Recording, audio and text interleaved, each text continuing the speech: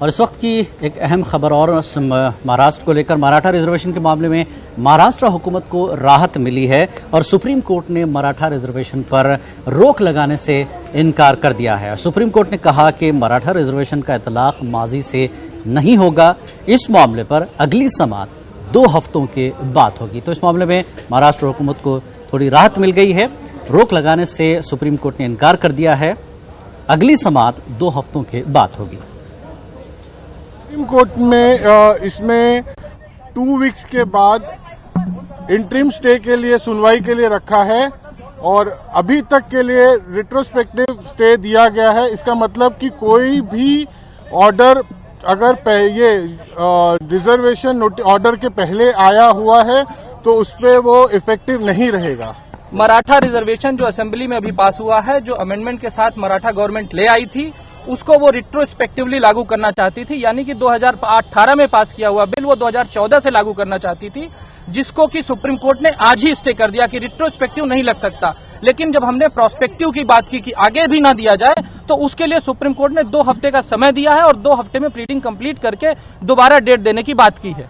2 हफ्तों के बीच में अब जिसको जो भी बहुत सारे पिटिशनर्स इसमें आए हैं वो अपनी इम्प्लीटमेंट करेंगे।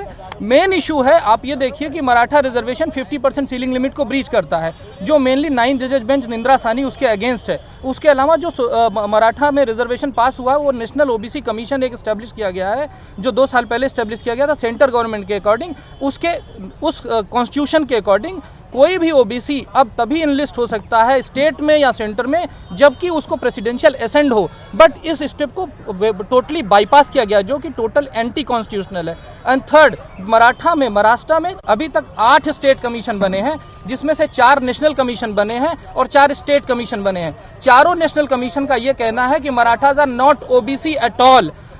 8 में से 6 का यह कहना है कि स्टेट का भी 2 का कहना है कि दे आर नॉट ओबीसी। केवल राणे कमीशन 2014 में आया था, उसने कहा था कि they are educationally and economically backward but not socially backward. इसको भी मराठा हाईकोर्ट ने 2014 में स्टे कर दिया था। अब मजे की बात यह है कि 2014 में राणे कमीशन जो बना था उसकी 10% पॉपुलेशन के साथ जो अभी का गायकवाड़ कमीशन बना, अगर उस समय 100 फैमिलीज को ऑडिट किया था तो आज केवल 10 फैमिली को ऑडिट करके गायकवाड़ कमीशन बनाया जाता है। और गायकवाड़ कमीशन को बिना सुने इसको असेंबली में भी नहीं रखा जाता है और कोर्ट ने यह कहा कि हम इसमें नहीं जाएंगे, जबकि एक बार कोर्ट स्टे कर चुका था। उसके बाद भी इसको अलाउ कर दिया गया, इसलिए सुप्रीम कोर्ट ने इसको रिट्रोग्रेड स्टे किया है और अर्जेंट हियरिंग के लिए 2 हफ्ते के बाद लगाया है, जिससे कि कंप्लीट स्टे अचीव हो। और बीजेपी लीडर सुब्रमण्यम स्वामी अपोजिशन पर तनकीद करने में माहिर हैं और कभी कभी मशवरे भी देते हैं। और इस बार सुब्रमण्यम स्वामी ने मशवरा दिया है ममता बनर्जी और शरद पवार को कि वो अपनी पार्टी को कांग्रेस में जम कर दें और कांग्रेस को निजात दिला दे सोनिया गांधी और राहुल गांधी से, तभी बीजेपी के सामने एक मजबूत अपोजिशन दी जा सकती है।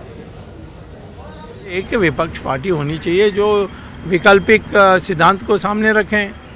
हम लोग हिंदुत्व पर आधारित पार्टी है और ये लोग सेकुलर बोलते हैं, तो सब सेकुलर फोर्सेस एक होना चाहिए। तो मैंने रास्ता बताया, ये दोनों तो गैर कांग्रेसी हैं, पहले कांग्रेस में थे, तो इनको एक होना चाहिए। और ये जो सोनिया गांधी और उनके परिवार है, ये तो हमारे मिट्टी के साथ मिलते नहीं हैं। और खबर जम्मू कश्मीर से है। 2010 बाज़ाबातकारी पॉलिसी के तहत वादी कश्मीर आने वाली मिलिटेंटों की बीवियों ने दस्तावेजात न मिलने की सूरत में LOC क्रॉस करने की धमकी दी है। वाज़ेह कि इनका ताल्लुक पाकिस्तानी मकबूजा कश्मीर और पाकिस्तान से है। श्रीनगर में एक प्रेस कॉन्फ्रेंस से खिताब करते हुए उन्होंने कहा कि वो काफ़ी अरसे से परेशान हाल हैं। इन खवातीन ने कहा कि उन्हें उनके वालिदैन से मिलने की इजाज़त नहीं दी जा रही है। इन खवातीन में कई तलाक हुआ है और कई बेवा हो चुकी हैं। उन्होंने कहा कि इनकी देखभाल करने वाला कोई नहीं है। इन खवातीन ने मरकजी हुकूमत पाकिस्तान और इंसानी हकूक़ की तंजीमों से इनकी मदद करने की अपील की है। आप सोचिए कि अगर आप डॉक्यूमेंट्स नहीं दे रहे हैं हमारे साथ बच्चे, फिर हम यही करेंगे, हम अपने बच्चे उठाएंगे, मासूम बच्चे उठाएंगे, हम LOC क्रॉस करने की कोशिश करेंगे। हम इस तरह तो मर रहे हैं, आप सीधा हमें गोलियां मार दीजिए, हमें खत्म कर दीजिए, क्योंकि हम मुजरिम हैं। अगर आपकी निगाह में हमने तो कोई जुर्म नहीं किया है, हमने लड़कों के साथ शादियां की हैं, हम यहाँ पे आके रहना चाहते हैं, हम आबाद हैं, हमें आप क्यों क्यों सता रहे हो कि हम कानून अपने हाथ में लें? हम इंडिया के वजीर खारजा से, वजीर दाखिला से और पाकिस्तान की हुकूमत से स्पेशली हम कहेंगे पाकिस्तान की हुकूमत से कि हम आपकी बेटियां हैं, आपने हमें यतीमों की तरह क्यों छोड़ दिया? हम इमरान खान साहब से ये सवाल करते हैं, आप पाकिस्तान के वजीर आजम हैं सर, आप काइंडली हम आपसे ये रिक्वेस्ट करते हैं कि आप इंडियन गवर्नमेंट के साथ बात कीजिए, दोनों हुकूमतें आपस में बात करें। एनफ इज एनफ, कितना टाइम हो गया है, आप हमें सजा दोगे? बच्चे साइकी हो गए हैं, खवातीन साइकी हो गई। अभी 2-4 दिन पहले एक औरत की मेरे साथ बात हुई है, वो कहती है मुझे इतना डिप्रेशन है, मैं कहती हूँ मैं अपने बच्चों को कत्ल कर दूं, लेकिन फिर मैं कंट्रोल कर रही हूँ। लेकिन कब तक वो कंट्रोल करेगी? और 8-10 साल के बाद, 5 साल के बाद अगर हमारे बच्चे बॉर्डर क्रॉस करके नाना नानी से मिलने की ख्वाहिश में पार जाते हैं, तो आप ये सोचें कि उनकी जिंदगी तो स्पॉइल हो गई ना। उन्होंने कानून अगर हाथ में लिया, हमारे पास क्या बचेगा? तो हम इंडिया की हुकूमत से, पाकिस्तान की हुकूमत से ये रिक्वेस्ट करते हैं कि काइंडली आप हमारे इशू पे काम कीजिए। आप आर पार दोनों हुकूमतें बैठिए, बैठ के आप बात करें और हमारे लिए कोई ना कोई रास्ता निकालें।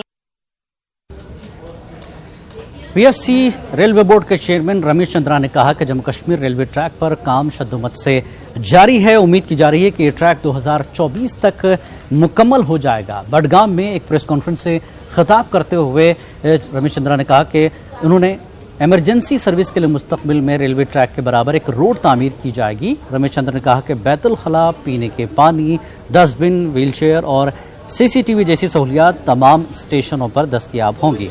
उन्होंने बडगाम रेलवे स्टेशन का भी दौरा किया।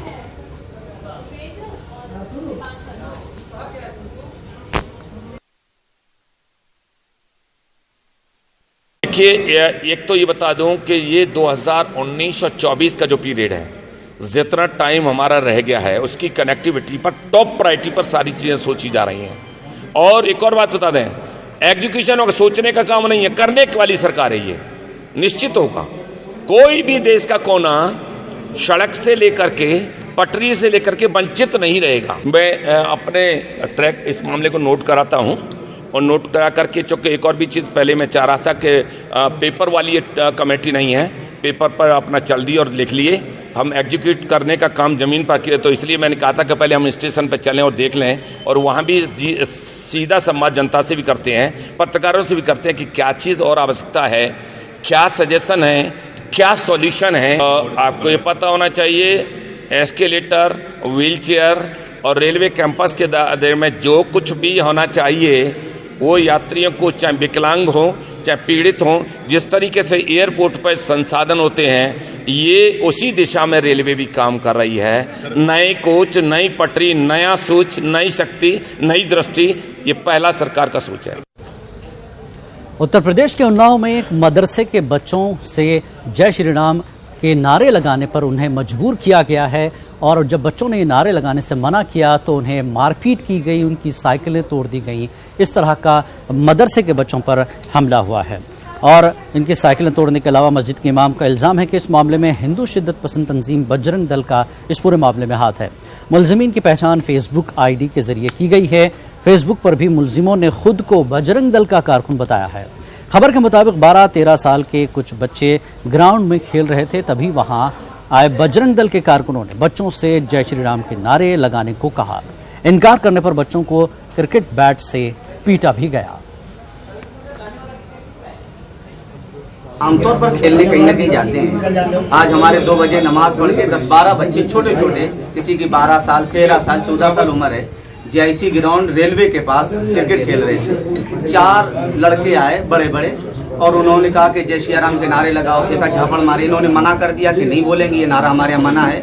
इन्हीं के 2 बैट छीने और जो स्टंप लगाते हैं और मारना शुरू किया। कहा बोलो जय श्री राम, इन्होंने कहा नहीं बोलेंगे और मारना शुरू किया। भागे तो फिर उन्होंने जानलेवा हमला किया और